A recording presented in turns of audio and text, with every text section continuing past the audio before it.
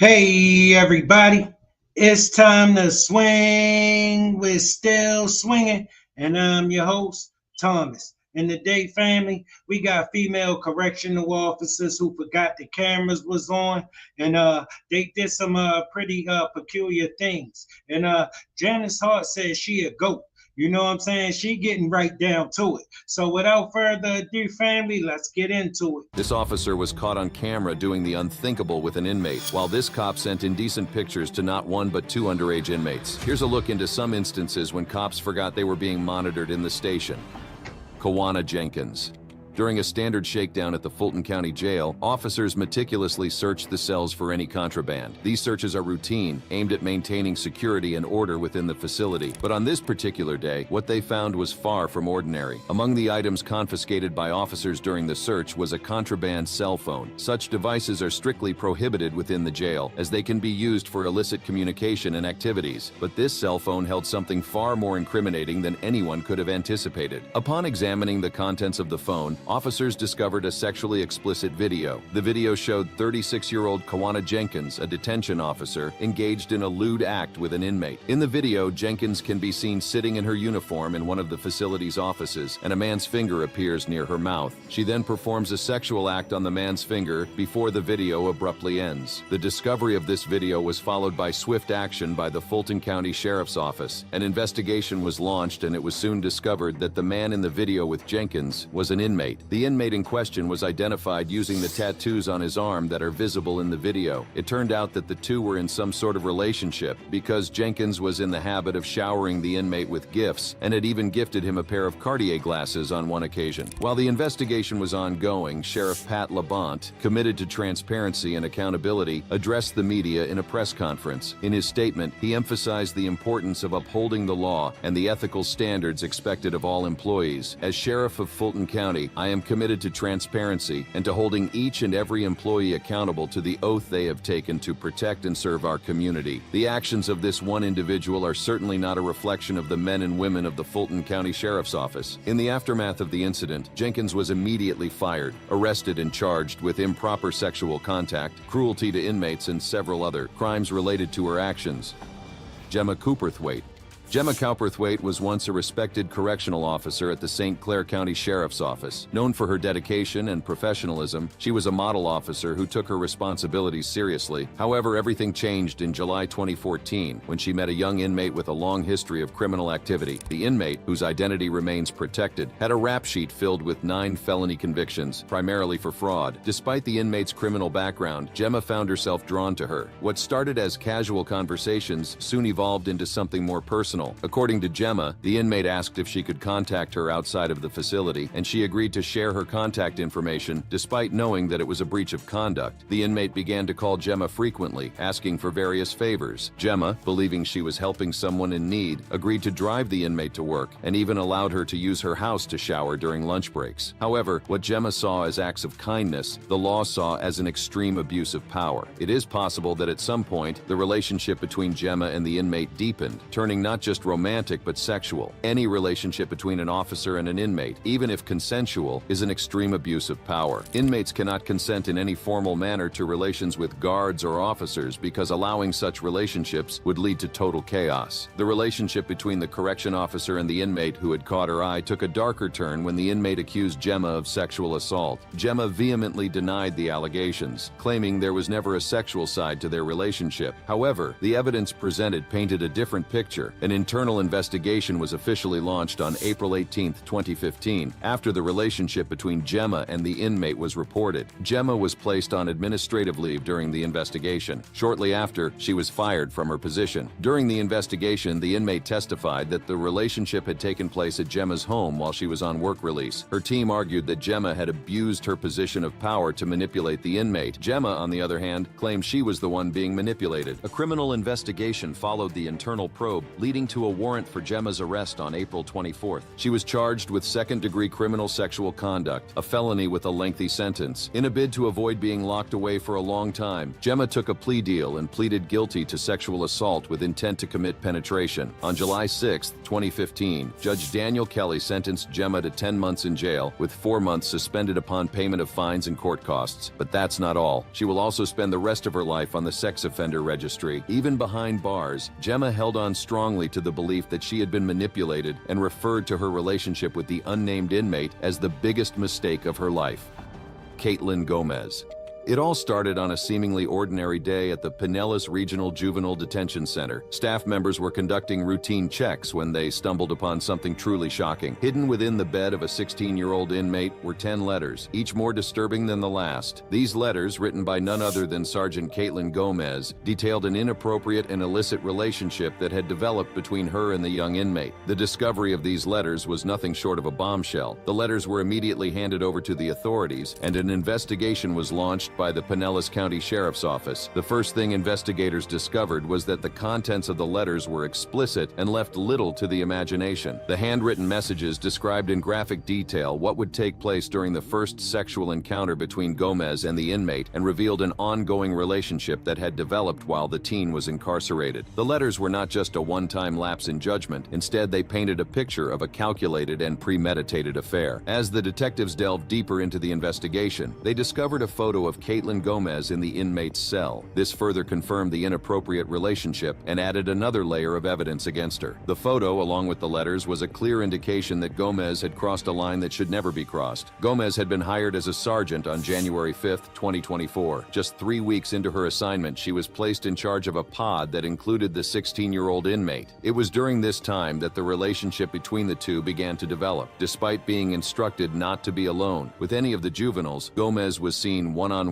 with the inmate several times. This raised suspicions among the staff, but no one could have predicted the extent of her actions. When confronted by investigators, Gomez admitted to writing the letters and developing a relationship with the teen. She confessed that she had fantasized about having a sexual relationship with him and even planned to build a life with him once he was released from the detention center. Her admissions were both shocking and disturbing. Gomez was immediately fired from her position and arrested on one count of solicitation of a child to engage in an act that constitutes sexual battery by a person in familial or custodial authority. She was booked into the Pinellas County Jail, where she remains to this day as the investigation is still ongoing.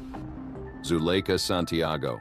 Zuleika Santiago had a promising career in law enforcement until she started to forget that there were cameras and other officers watching her every move. In her mid-20s, she joined the South Carolina Department of Corrections, SCDC, as a correctional officer and was on the way to making a good name for herself. Her role was to maintain order and security within the Union County Detention Center, a facility that houses inmates awaiting trial or serving short sentences. Santiago's initial years at the detention center were marked by her good conduct and dedication to her duties. She quickly earned the respect of her colleagues and superiors, who saw her as a reliable and competent officer. However, beneath the surface of her seemingly bright career, Santiago was hiding a truly dark secret. She was having an illicit sexual affair with an inmate in the facility. This reckless decision would eventually cause her life to take an unexpected and disastrous turn. Although it is unclear how the once hidden illicit relationship came to light, the beginning of the investigation into Santiago's conduct can be traced back to a series of suspicious activities observed by her colleagues. Rumors began to circulate within the detention center about Santiago's unusually close interactions with a particular inmate. These interactions, which initially seemed harmless, soon raised red flags among the staff. Concerns were brought to the attention of the facility's administration, prompting a closer look into Santiago's behavior. The administration decided to conduct a discreet internal investigation to gather more information. Surveillance footage from the detention center was reviewed, and interviews were conducted with staff members who had observed Santiago's interactions with the inmate. The findings of the initial investigation were troubling. The footage revealed instances where Santiago was seen entering the inmate's cell for extended periods, and there were reports of inappropriate conversations and physical contact. As the evidence mounted, the administration realized the gravity of the situation and decided to escalate the investigation. They confronted Santiago with the overwhelming evidence they had gathered, and she eventually admitted to engaging in a sexual relationship with the inmate inmate. She confessed to willfully participating in sexual intercourse with the inmate on multiple occasions, a clear violation of her professional and ethical responsibilities. The South Carolina Department of Corrections acted swiftly in response to Santiago's confession. She was charged with 2 counts of first-degree sexual misconduct with an inmate and subsequently arrested. Santiago was also terminated from her position as a correctional officer, effective immediately.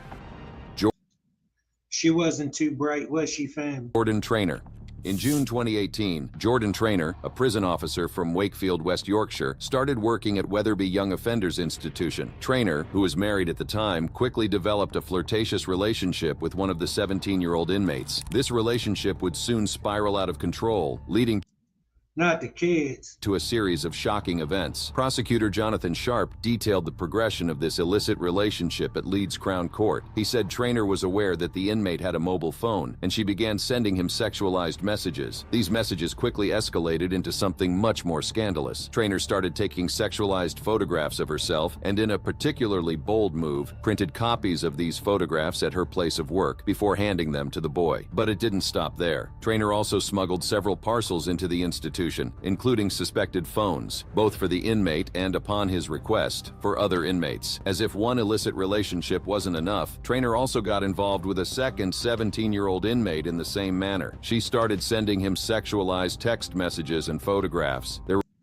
Just a real player, ain't she? relationship progressed to the point where the inmate touched her inappropriately on 3 occasions, and Traynor did not protest or report any of the incidents. In fact, she regularly asked colleagues to swap shifts so that she could be working where the inmate would be. A message she sent to him on the morning of December 23, 2019 provides a clear indication of her feelings towards him and the type of relationship the two had. In the message, Traynor wrote, "Can't wait to see you today. Missed your face, X." Word of Traynor's relationship with the young inmate spread throughout the Young Offenders Institution, and it wasn't long before the authorities caught wind of the officer's illicit activities. On December 23, 2019, searches of both boys' cells were carried out. Each had a record of Traynor's personal mobile number, and the first inmate still had the 2 photographs she had given him. The second boy had 3 mobile phones, which were seized and examined. Traynor's actions finally caught up with her when she was stopped as she arrived for work and was suspended from duty. In a desperate attempt to communicate with the second boy, she sent him a message that read, "I'll not see you again now. I've been suspended." After receiving no reply, she later sent another message which read, "Full of conversation, aren't you?" At this point, it had not yet occurred to her that his phone was by then in the hands of the authorities. When arrested and interviewed on January 25, 2020, Traynor admitted to her actions and pleaded guilty to misconduct in a public office. She claimed that the first boy had blackmailed her into doing some of the things she had done, but the prosecution rejected that claim, stating that she was able to report it. As to her motivation, Traynor candidly admitted that in relation to the first inmate, she liked the attention. In an attempt to garner sympathy, Jade Edwards told the court that Traynor felt unsupported and rejected by her husband, despite the fact that she had moved from Feltham Young Offenders Institution in London to Yorkshire to support his career. Edwards also revealed that Traynor had suffered with her mental health since she was a teenager and had recently been diagnosed with borderline personality disorder. In the end, Traynor was given an 18-month prison sentence. Nakisha Newell.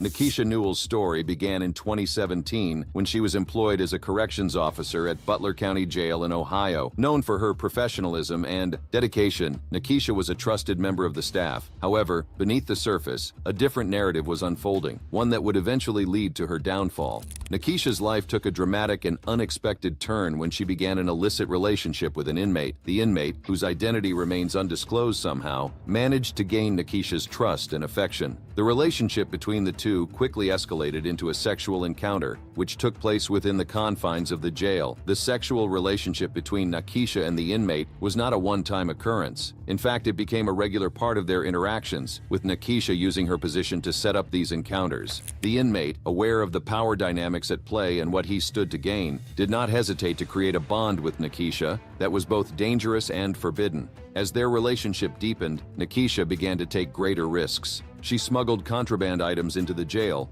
further violating strict regulations. Among the items she brought in were a cell phone and electronic cigarettes. These items were not just luxuries for the inmate, they were tools that allowed him to maintain contact with Nakisha and possibly other inmates or external contacts. The cell phone, in particular, was a significant breach of security, as it could be used to coordinate illegal activities both inside and outside the jail. Unfortunately for Nikisha, the smuggling of contraband items did not go unnoticed for long. Other inmates and staff members began to suspect that something was amiss. The situation reached a tipping point when a tip-off from an observant corrections sergeant led to an internal investigation. The jail's administration, determined to maintain order and security, launched a thorough inquiry into the allegations. Nikisha's actions were examined, and the evidence against her began to mount. The cell phone and electronic cigarettes were discovered, and the nature of her relationship with the inmate was exposed. Nikisha's actions sent shockwaves through the Butler County Jail, and the consequences were inevitable. Nikisha's once promising career as a corrections officer came to an abrupt end when she was fired and arrested. She was charged with 2 counts of sexual battery and illegal conveyance of a communications device into the jail, and after pleading guilty, she was sentenced to 2 years in prison.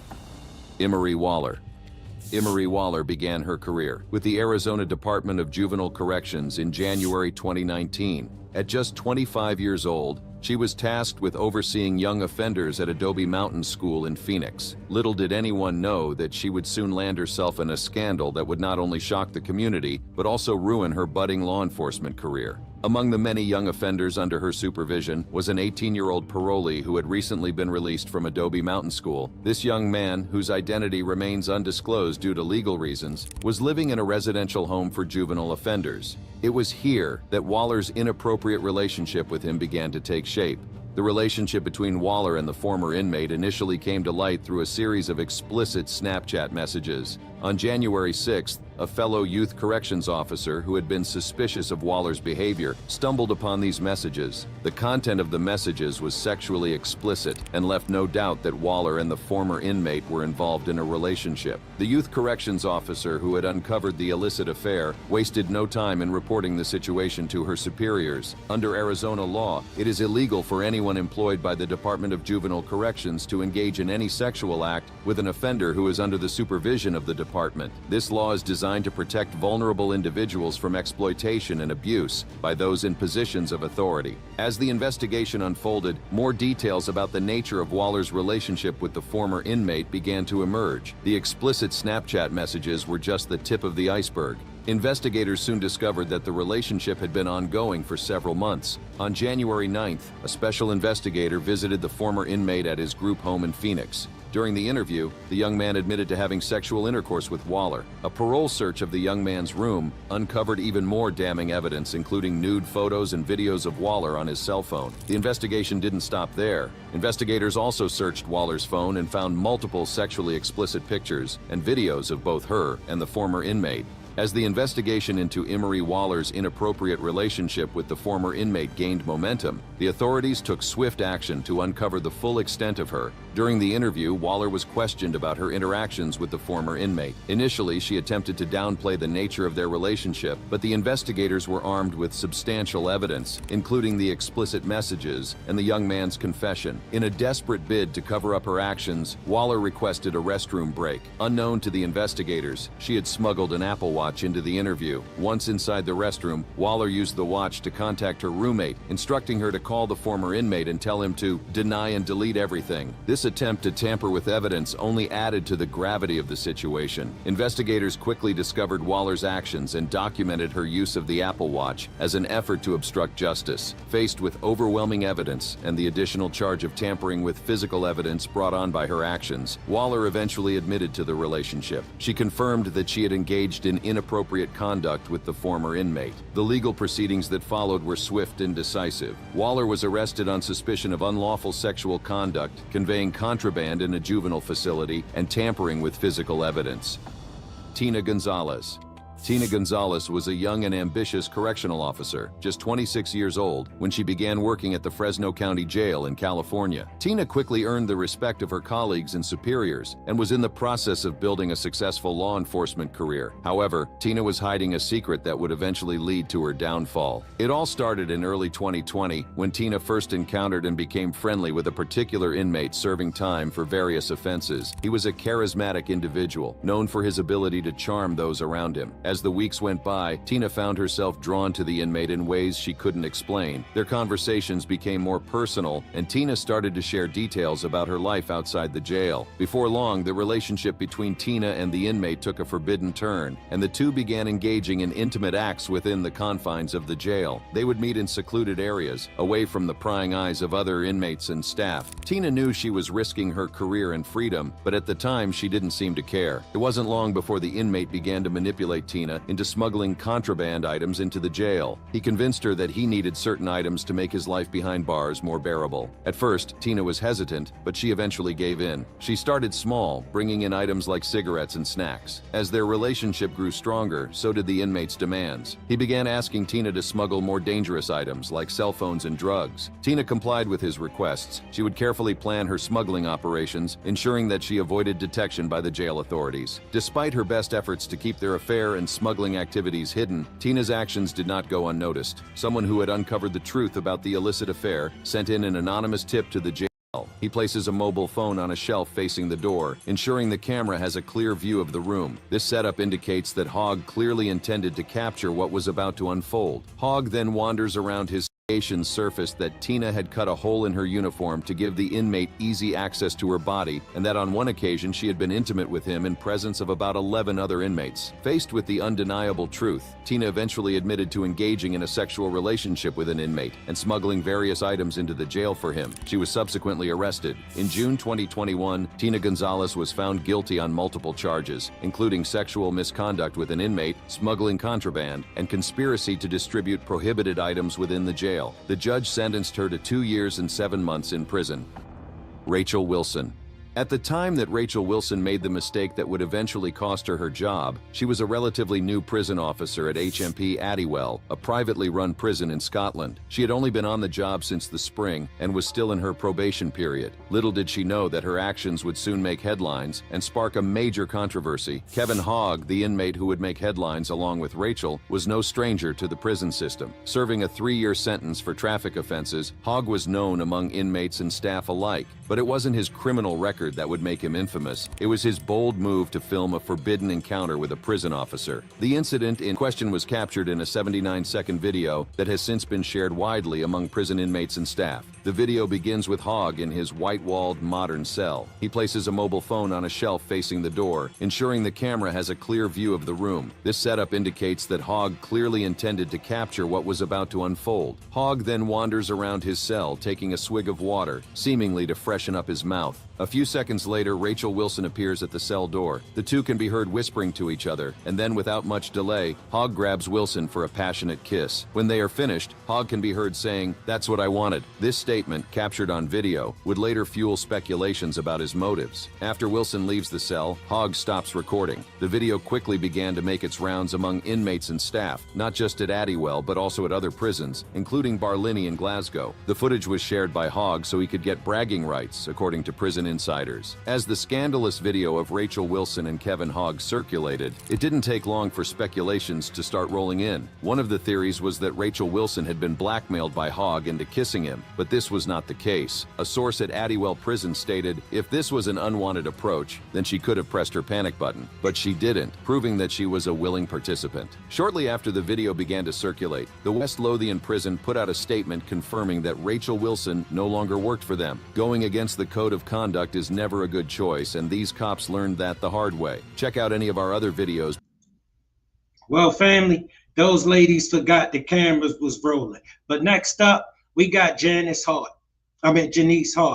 All right, and she says she the ghost, so she getting right into it. Your content, do you use the same male talent, or how does that work? I plead the fifth. Okay. Have you had any bad experiences on set? Hell yeah. I done sucked 2 niggas that took perks. What the hell? I'm just sucking and sucking and sucking and sucking. 40 minutes? What? That's crazy. Didn't even tell me. Don't tell me. Then I'm like, oh, what's going on? Yeah, I took a perk. What? Like, what's going on? Disrespectful. That just pissed me off. When I contract guys out, I pay guys to be on my camera. So now I'm at the point where I pay guys $2,500. In the beginning, the first time I paid a guy, it was $300. But every time my money goes up, I pay the guys more and more. You know what I mean? Just makes sense. Yes, they'll do it for free, but it's like, I appreciate it, you know? But it's like there's so many rules to it. Like, you can't be just out here f***ing a whole bunch of girls. You can't have it in the last couple of days. It's a lot of things. Like, I don't want to be sucking your dick for a long time. I do, but I don't. I'm just trying to get the scene in and then go home. We have things to do. But yeah, the perk, it just irritates me. Word. That's the only bad experience that I've had. Oh no, another bad experience. I was sucking a guy's and he stopped me mid-suck and he was like, "You don't have to pay me, just can we have sex?" And I was like, "What?" That's what I was saying. I'm like, what kind of niggas gonna turn down the money? I'm gonna get the bread first. I don't know what's going on. I mean, I was so hurt by that. I was like, ew. I was turned off. Really? Yeah, I made him leave. Cause it's like, get to the bag first. What are you talking about? Right. You could have talked about that afterwards. Get especially the money. if you already sucking his dick. Right. Just get the. Because I'm a cool nigga. Like, if you want to chill after I sucked your dick, it's cool. Like, we could chill. Like, I don't care. Nah. So you pay him to give him oral, and it was so good that he wanted you to keep the money, and he wanted to go all the way. Yes. He wanted to. I'm not really. And you like, nah, nigga, I'm paying you to suck. Yeah, you tweaking. I don't get my coochie out like that. No more. That's something. Just for me. Yeah. I don't like that. I don't like anal either. Y'all like giving. Y'all like ass. No, hell no. I don't do that. I don't do that booty. But you say so you don't mind. You don't mind. Right, they say you don't mind giving up that mouth though, like that neck. I love. Shout out Rock Squad. Shout out Rock Squad. Thanks for the super stick. Appreciate it. Your support. You know I do, bro. Sucking. Well, how much you got to suck mine? You can't pay me. Oh, okay. No, I'm asking you to pay me. She going off, ain't she? Oh, you want me to pay you? Ain't that what you said? You got a big. Yeah, ain't that what you said? That would go viral. That's what I'm saying. They know you. That's what you know how many niggas know you? They gonna be like, oh my God, you finally got it. Everywhere I go, they be like, she probably sucked this dick. I be like, no, I didn't do that. Wow. Hell nah. Are you joking? I'm dead ass. Oh, you serious? I'm dead ass for real. Nah, skinny niggas be having a big ass dick. For real, I'm being serious. Go ahead, put on your performance. I'm so slapping. Send me the pictures. Send me the videos.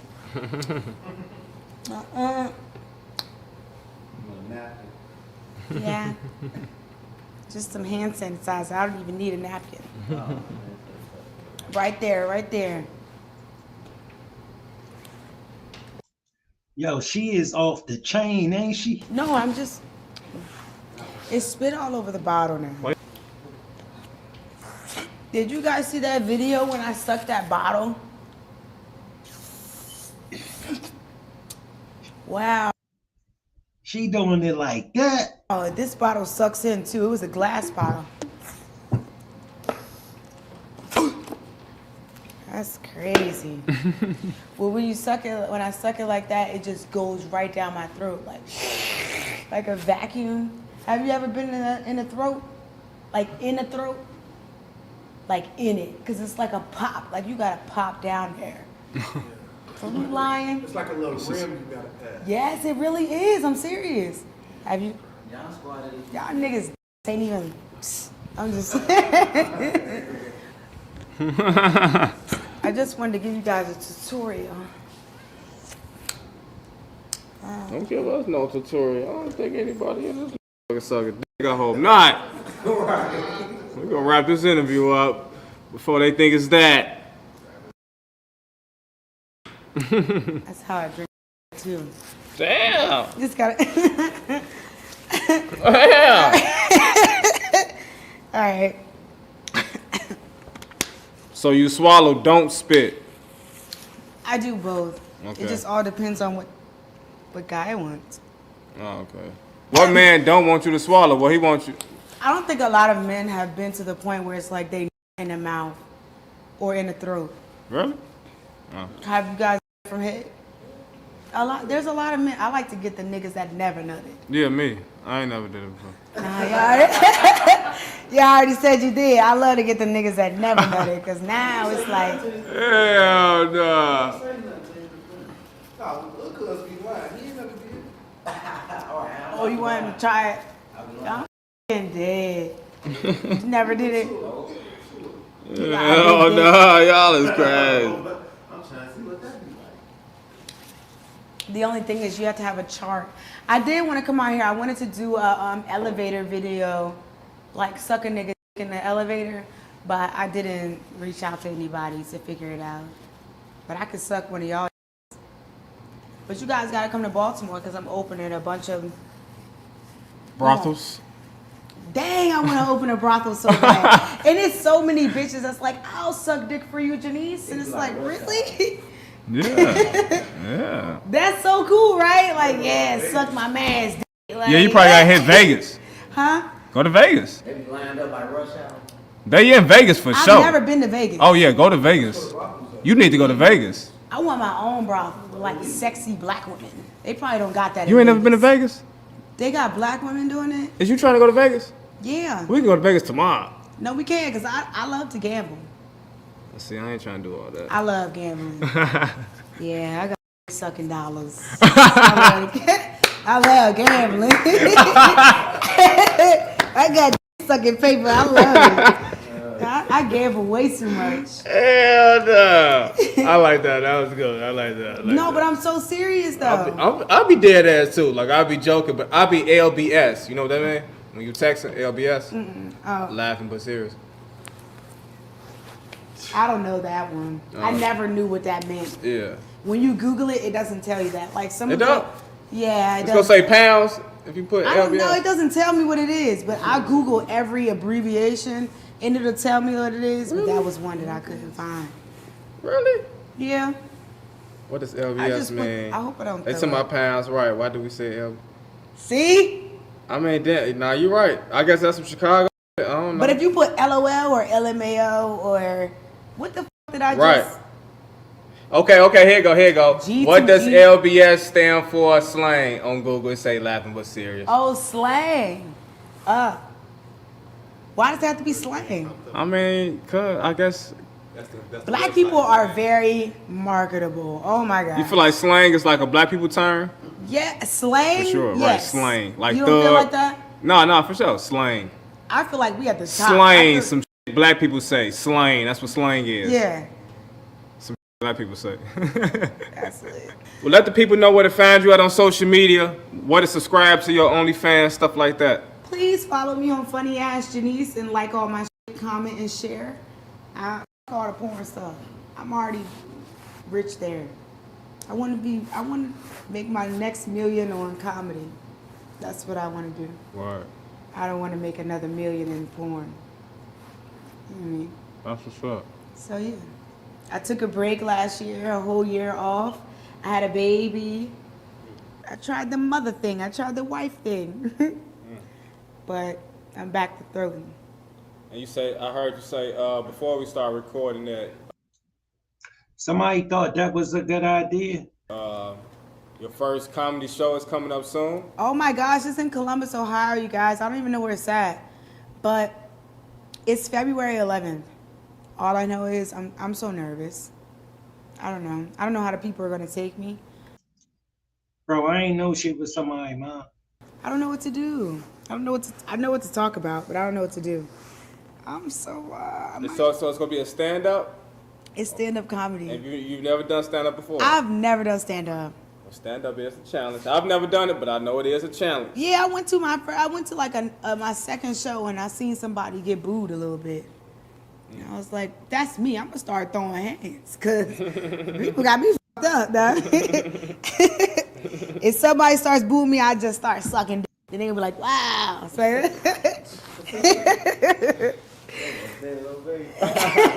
shut the Hell nah. standing ovation, but nobody's clapping. We appreciate you sharing your energy with us tonight, Miss Jenise Hart. Thank you so much. Thank you, Spence. Thank you, DJ U. I forgot your name. As always, family, it don't take much to be nice. We all gotta live on this planet together, walking in and out of each other's space.